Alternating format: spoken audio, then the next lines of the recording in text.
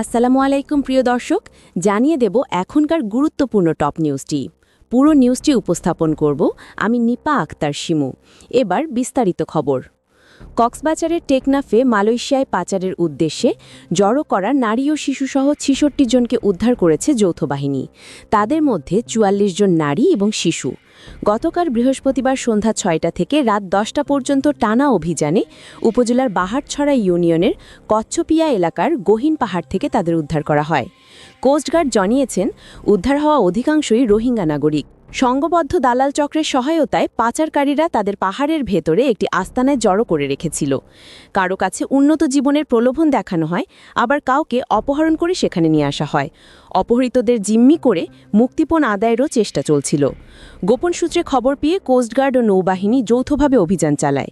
এ সময় ৬৬ জনকে উদ্ধার করা সম্ভব হলেও পাচারকারী দলের ১৫ থেকে ২০ জন পালিয়ে যায়। কোস্টগার্ড সদর দপ্তরের গণমাধ্যম কর্মকর্তা লেফটেন্যান্ট কমান্ডার সিয়ামুল হক জানিয়েছেন, পাচারকারীদের চিহ্নিত করে আটকের চেষ্টা চলছে। উদ্ধার হওয়া ব্যক্তিদের পরিচয় যাচাই করে স্বজনদের কাছে হস্তান্তরের ব্যবস্থা করা হবে। এ ঘটনায় টেকনাফ থানার মামলা করার প্রস্তুতি চলছে।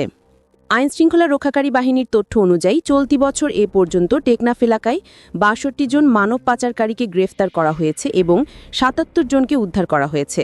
শীত মৌসুমে মানব পাচারের ঘটনা বেড়ে যায় বলে জানা গেছে। প্রিয় দর্শক, এই ছিল এখনকার গুরুত্বপূর্ণ নিউজ।